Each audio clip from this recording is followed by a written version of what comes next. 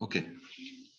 Bon, on a vu comment implémenter quelques éléments. Encore une fois, ce n'est pas de la 3D, c'est de la 2D. On a utilisé les images, on a vu qu'on peut utiliser des images en séquence d'animation, etc. Il y a des plugins qui permettent d'intégrer directement des FBX ou des OBJ dans les trucs 3D, mais c'est des plugins externes. Le fait qu'on ait en travaillé en isométrique, voilà, le fait qu'on ait travaillé en isométrique. Si par exemple, je crée une nouvelle compo, alors je ne vais peut-être pas le faire là-dessus. Alors je vais verrouiller tous mes calques. Voilà, l'animation, c'est celle-là en fait. Hein.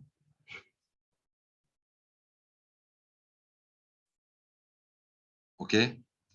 Si je duplique mes deux calques d'animation, CTRL-D,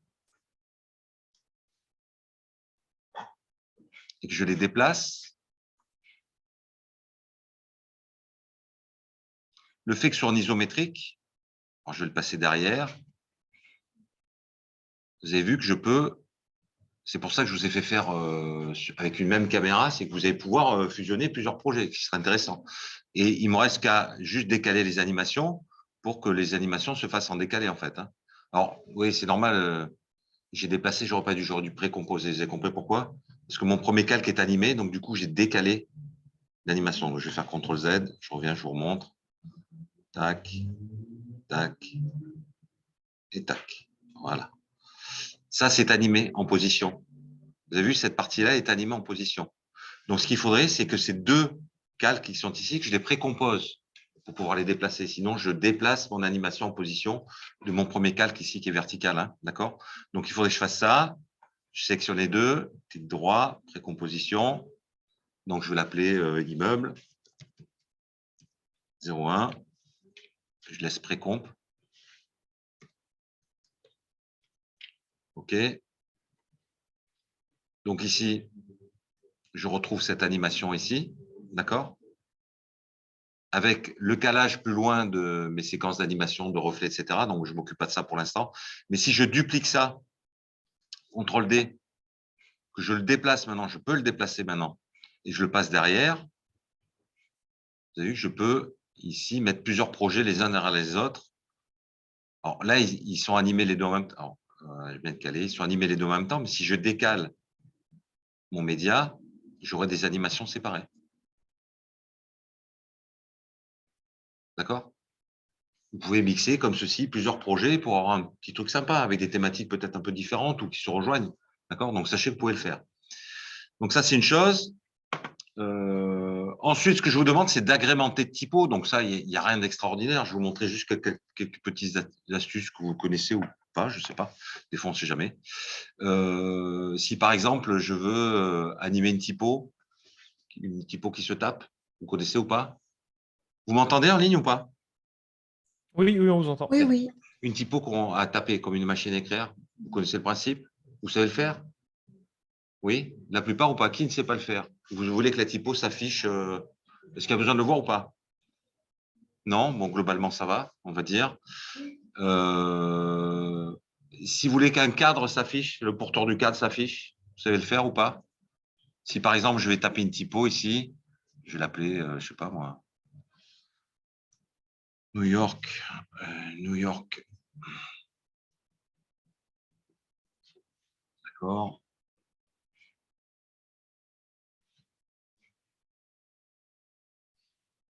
Je le fais vite, je vais montrer comme ça ceux qui ne savent pas. Alors, vous avez des paramètres prédéfinis, tout simple en fait. Vous tapez, je crois que c'est machine. Voilà, animate in, c'est une entrée d'animation. Vous avez machine. Vous glissez, soit vous déposez dessus, soit vous double-cliquez dessus sur le calque sélectionné. Et à l'endroit où vous avez votre curseur de lecture, donc le calque étant sélectionné, j'appuie sur U, ici. Il m'a créé une animation, tout simplement, de machine à taper, en fait. D'accord? Mais si je veux créer un cadre autour qui s'anime de ça, donc je vais désélectionner mes calques. D'accord? Vous savez que si il faut désélectionner un calque, si je prends par exemple le calque immeuble ici, et que je crée une forme, le calque immeuble étant sélectionné, ça va me créer un masque. Ça, vous connaissez? Donc, faites attention que ce soit désélectionné, parce que moi, c'est une forme que je veux créer, pas un masque. Donc, ici, j'ai New York City, New York qui s'affiche. Je crois que c'est séparé, New York, en fait. Hein. il me semble. Hein. Je crois qu'il y a un espace. Hein. Non? Je vais réduire un peu la taille de ma typo. Voilà. Imaginez que je veuille qu'il y ait un cadre qui se dessine autour.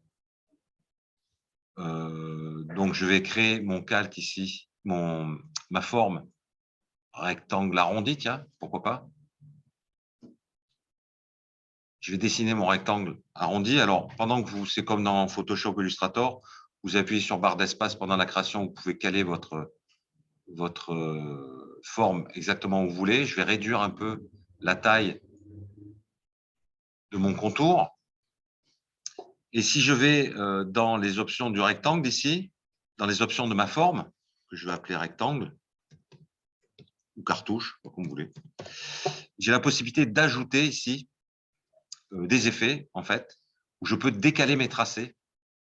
Alors, c'est pas décaler, c'est réduire les tracés. Voilà. Et j'ai la possibilité, logiquement, donc j'ai rajouté un effet ici, décaler les tracés ici. Donc sur le tracé rectangulaire, sur le contour, pardon, il est là.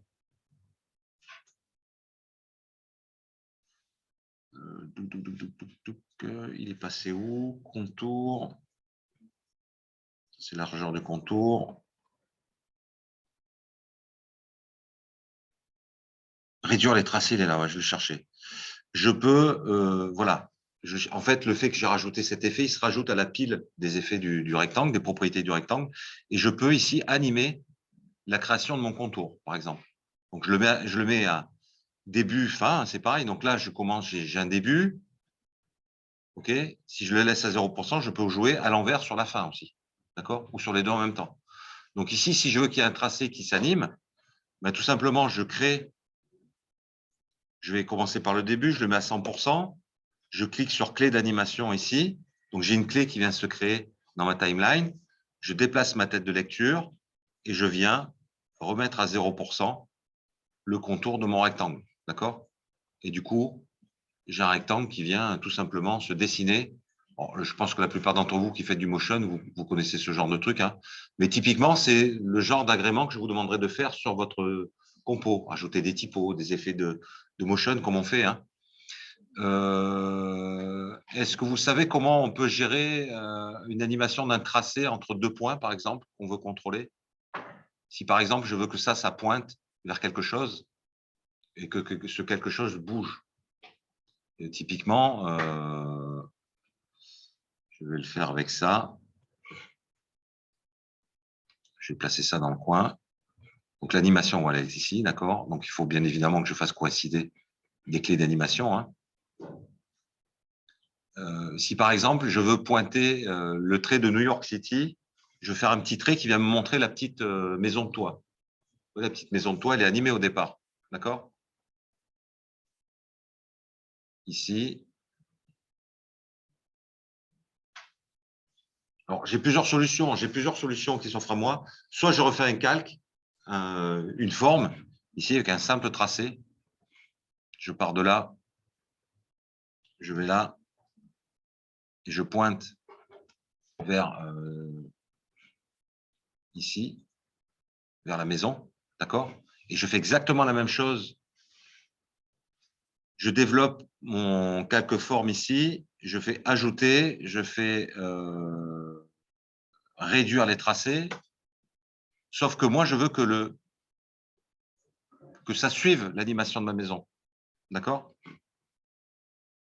Je veux que le bout de ça suive l'animation de ma maison. Donc, je peux animer, en fait, hein, je peux animer ces éléments-là, hein, d'accord?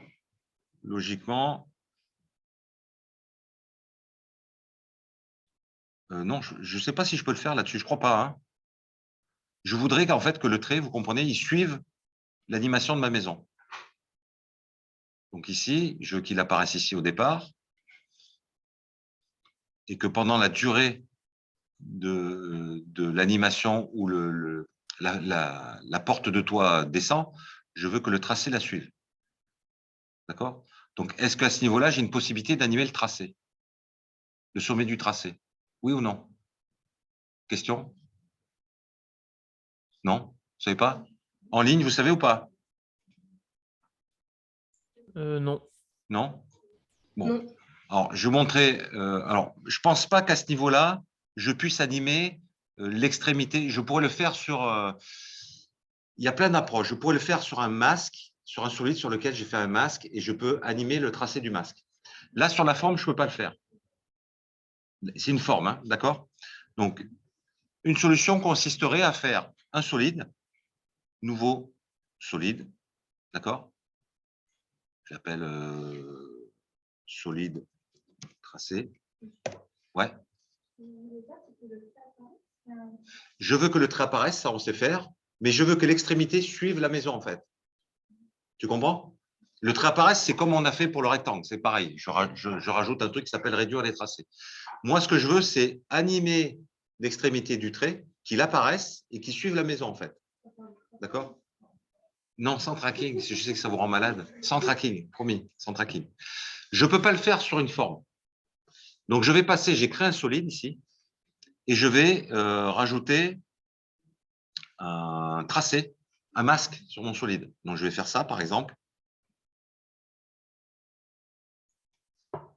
D'accord? J'ai rajouté sur mon solide un masque. Je développe ici, j'ai bien un masque qui s'est créé ici là-dessus. Ce n'est plus une forme, c'est un masque. Logiquement, je peux, dans mes effets paramètres prédéfinis, rajouter un effet qui s'appelle trait ou stroke. Je ne sais pas quelle version. Voilà, trait. Et il me fait la même chose, mais au lieu de le faire à partir d'une forme, il le fait sur un solide avec un masque. J'applique ce trait sur mon solide. Donc, on voit qu'il y a un trait qui apparaît ici. Je vous montre. Il y a bien un trait qui apparaît ici. Mais là, j'ai rajouté un effet trait. Cet effet trait, on peut changer l'épaisseur, évidemment. C'est un peu la même chose qu'avant, sauf que là, vous allez voir, je vais pouvoir animer l'extrémité du trait. Je peux ici, début fin, on a la même chose en fait. Donc, il faudrait plutôt que je commence par la fin. D'accord? Sauf que je ne vois pas ce qui se passe derrière, parce que j'ai un solide noir. Donc, ce solide noir qui est ici, je peux le mettre en mode écran. Donc, du coup, tout ce qui est noir disparaît, ça me laisse apparaître juste mon effet. Et là, le fait que j'ai un masque dessus, c'est un masque, hein, ce n'est plus une forme, attention, c'est un masque vectoriel. Je peux adapter, par exemple, typiquement, je veux que d'abord New York soit souligné. Et ça, alors je vais essayer de me caler au début. Donc, ici, je veux qu'en avance de phase, il faut que je me cale bien, hein, le trait apparaisse ici. Donc, à partir de là, donc je vais sur mon solide tracé, je prends l'effet trait et je lui dis, c'est début ici. Voilà. Donc, c'est fin en fait. C'est ça, c'est fin. Je clique sur le chrono de fin. Donc, j'ai une clé d'animation qui apparaît ici en face de mon paramètre fin. Je déplace ma tête de lecture. Juste au moment où j'ai la fin d'apparition de ma fenêtre de toit, ici. J'anime mon trait. D'accord? Il n'est pas calé au bon endroit, je vais le caler au bon endroit. Donc, j'ai ça. D'accord? J'ai ça, ça apparaît. Et à partir de là, je peux, l'avantage d'un masque, je peux animer le tracé de mon masque, contrairement à une forme où je ne peux pas le faire. Donc ici, je développe mes pistes et j'ai la piste masque ici, masque qui est là. Et regardez, en cochant tracé du masque, je peux animer le tracé du masque. Donc ici, j'ai une clé d'animation qui va se mettre. Je déplace ma tête de lecture à l'endroit où vient se poser ma fenêtre de toit. Je prends l'extrémité de mon masque ici, pardon.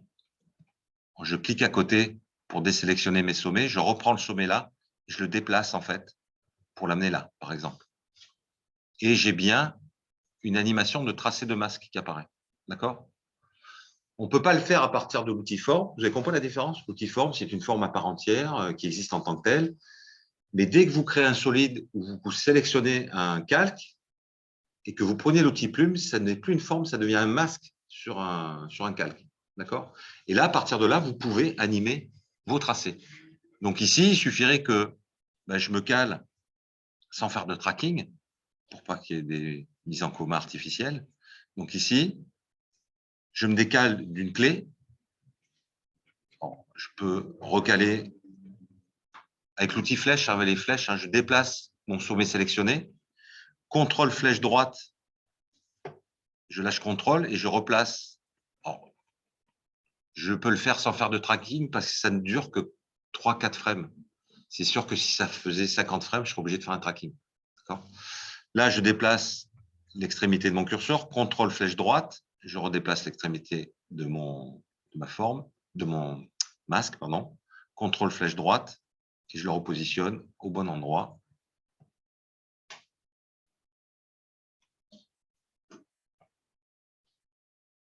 Ça donne ceci. Donc, j'ai plein de successions de clés, en fait. J'ai le suivi de mon objet que je ne pouvais pas faire avec la forme. D'accord? Il existe une autre option qui est un peu plus ardue, que je vous montre, on ne sait jamais, ça peut vous servir. C'est avec des nuls objets. Les nuls objets, c'est un peu comme les factices, d'accord? Donc, je vais le faire peut-être, il y a beaucoup de choses sur la compo, je vais le faire sur une nouvelle compo ici. Donc, je vais ici revenir dans mon projet, créer une nouvelle compo. OK. Voilà ma nouvelle compo. Je veux pouvoir gérer l'espace qui est entre deux tracés et pouvoir le déplacer, l'étirer comme je veux et l'animer comme je veux. Vous avez vu que quand je l'ai fait avec le masque, il a fallu que j'aille dedans, que je fasse des buts fins et que je gère à peu près comme ça. On peut le faire avec un autre système qui s'appelle faisceau. Alors, je vais créer un solide parce que faisceau, c'est un effet. Voilà. Je vais renommer faisceau, tiens. Je vais chercher dans mes effets et paramètres prédéfinis, faisceau. J'applique à mon solide. Donc, on voit qu'ici, j'ai un faisceau qui apparaît entre les deux, comme un sabre laser, vous voyez, c'est un faisceau. Donc, ça, c'est un effet. On peut changer sa longueur, bien évidemment. On peut changer sa cadence de l'un à l'autre. Hein, des tirs laser, c'est bien, hein, d'accord? Nous, ce n'est pas ce qu'on veut faire. On veut faire un trait entre deux points qu'on peut gérer. Et là, ici, alors, j'ai une couleur externe. Bon, je vais le mettre en blanc. J'ai une couleur externe qui fait un peu… alors, je pense que je peux l'enlever. Lissage, c'est peut-être sur lui. Ouais, c'est le lissage, en fait. Et cette couleur externe, je ne peux pas l'enlever, en fait. Je suis obligé de la même couleur. Vous voyez, j'ai joué sur le lissage pour enlever cet effet flou, hein, cet effet flou qu'il y a autour. Et là, donc, j'ai mon faisceau, mais j'ai ces deux points qui me permettent de gérer. Ces deux points sont aussi animables. Sauf qu'à chaque fois que je veux les animer, je suis obligé de rentrer dans le calque, d'éditer mon effet et d'aller chercher ces points pour pouvoir les éditer. Je peux linker ces extrémités à deux nuls objets qui sont peut-être plus facilement modifiables et que je peux linker à d'autres objets. Bon, pour faire ça, je vais créer mes objets nuls ici. Nouveau objet nul. Un nul objet, c'est ça. C'est comme un factice. Ça n'a pas d'épaisseur. C'est un point de pivot, par contre, et ça me permet, ça n'existe pas, mais ça me permet de faire des liens entre différents objets. Ce factice ici, je vais centrer son point, ou je ne suis pas obligé de le centrer. Son point d'ancrage, il est là. D'accord? Je vais dupliquer ce factice, CTRL-D, et j'en fais un autre que je vais mettre ici, par exemple. D'accord? Le faisceau qui est ici, je vais développer les pistes qui le composent et je vais aller vers les effets. Parce que le faisceau, c'est bien un effet sur le solide. D'accord? D'accord? Ici, j'ai les paramètres d'effet et ici, j'ai la transformation du solide lui-même. Ici, sur l'effet, regardez ici, moi, ce qui m'intéresse, donc sur l'effet qui est là, c'est son point d'arrivée et son point de départ. Le point de départ, il est là, et le point final, il est là. Si j'appuie sur Alt et que j'enfonce le chrono du point de départ, j'ai des expressions qui s'affichent ici. Égal, on peut rajouter des expressions, etc. Okay? Sur ces expressions, ce qui m'intéresse, c'est de pouvoir lier elle est là, l'expression, de pouvoir lier, avec le petit escargot qui est là, de pouvoir lier le point de départ à la position d'un de mes nuls. Vous me suivez jusqu'à présent? Donc, je vais sélectionner un nul ici, par exemple. Je clique sur P pour afficher ma piste position. Je prends le second, j'appuie sur P pour afficher sa piste position. Lui, je vais l'appeler, par exemple, nul départ. Et lui, j'espère que je n'ai pas inversé, bon, c'est pas grave, de toute façon. Et lui, je vais l'appeler nul final. Comme ça, je ne me trompe pas. Donc, je reviens sur mon point de départ avec son expression ici. D'accord? Je prends le petit escargot, je peux ça un escargot. J'ai activé mon expression, je prends le petit escargot, je l'amène sur la position du point de mon nul départ. Il faut que je le mette sur la piste position. Je clique dessus.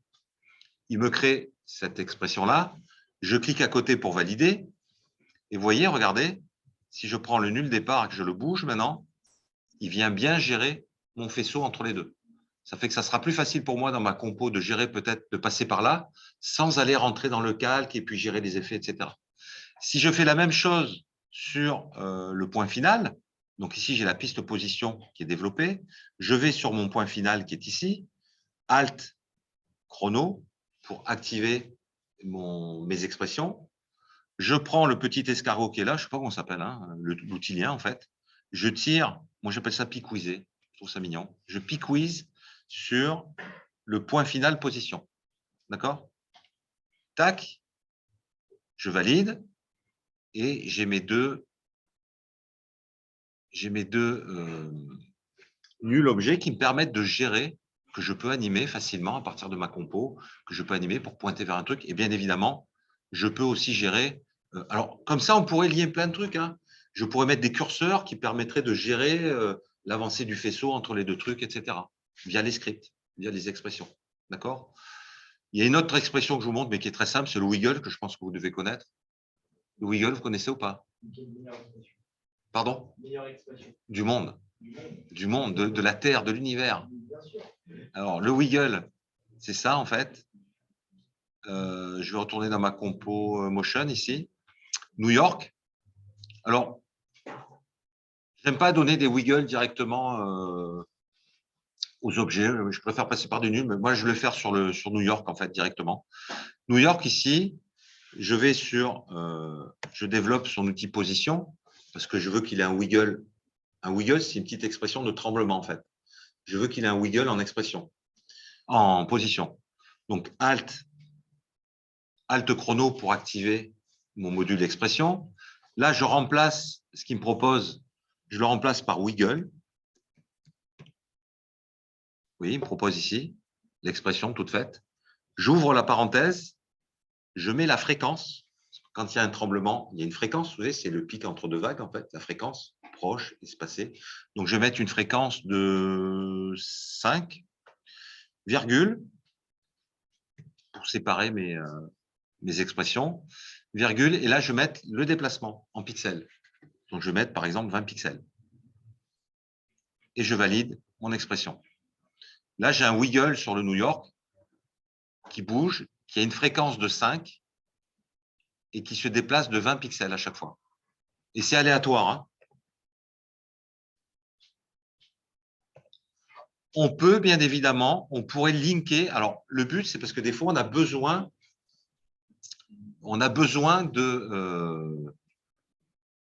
d'animer ces tremblements.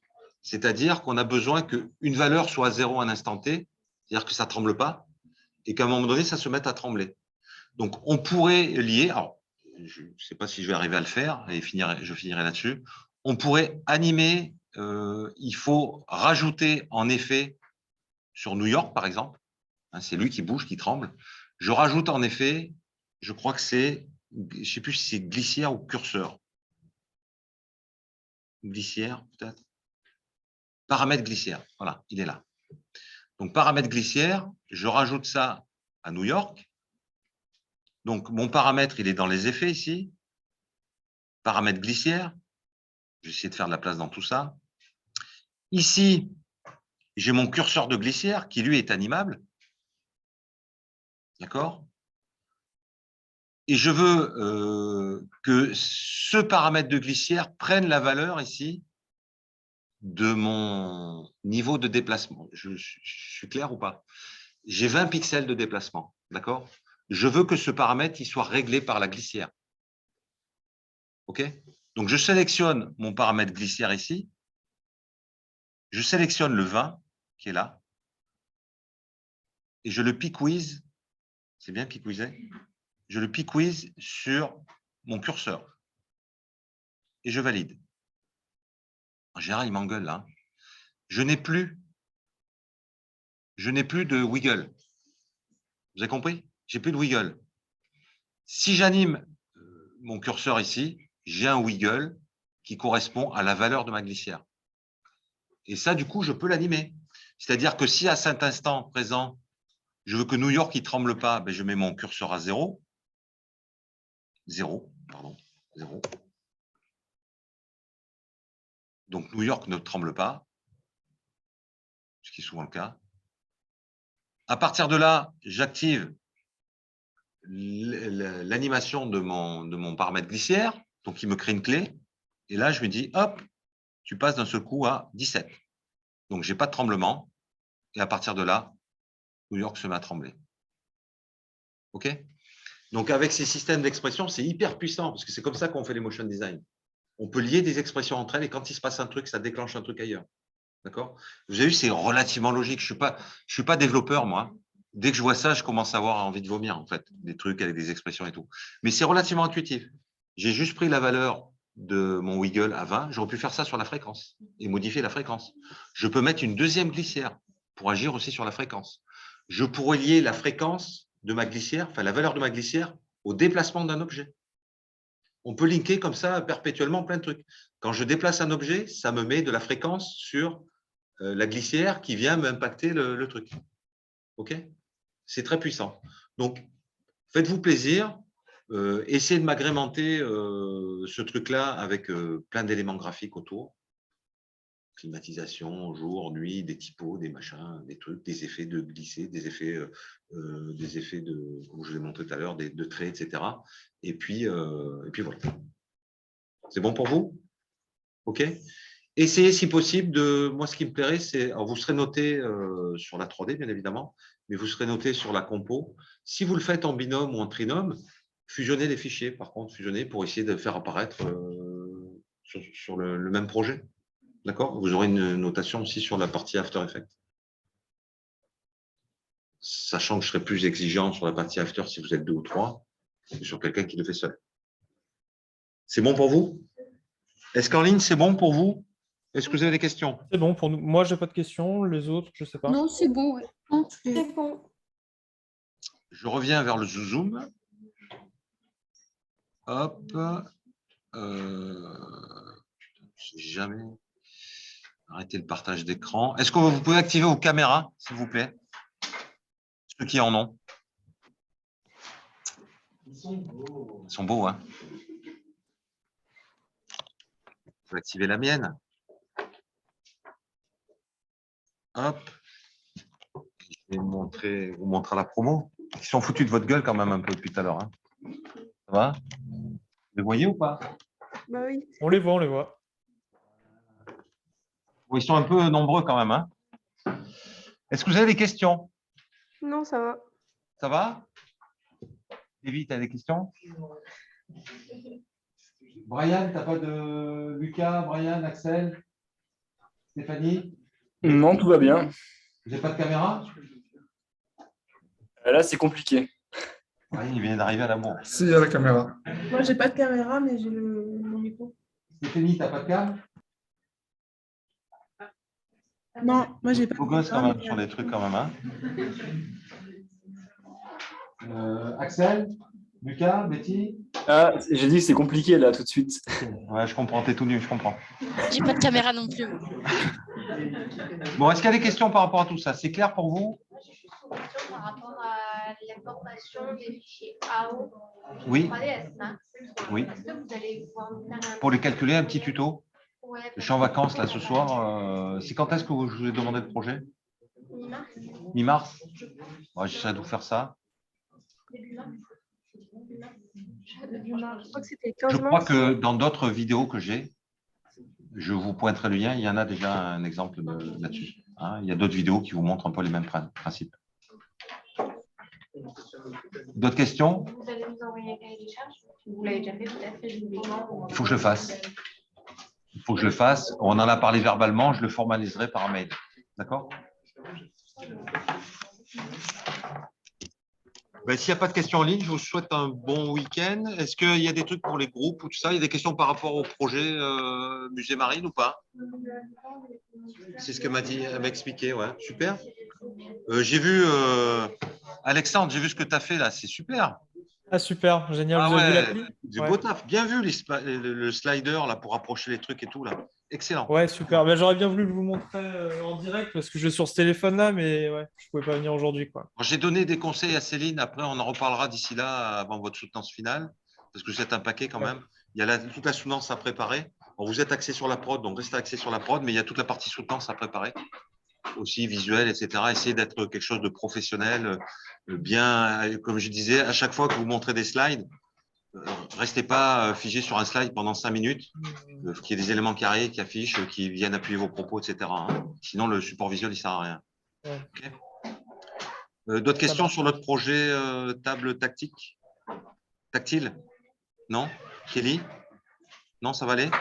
Non, c'est bon, il n'y a pas de questions par Ok. rapport à ça en tout cas. Parfait. Mais écoutez, je vous souhaite un bon week-end. À vous aussi. Et puis, À vous aussi. à la prochaine. Vous aussi. Bon À bientôt. Au revoir, Week-end, bon merci. week-end et à bientôt.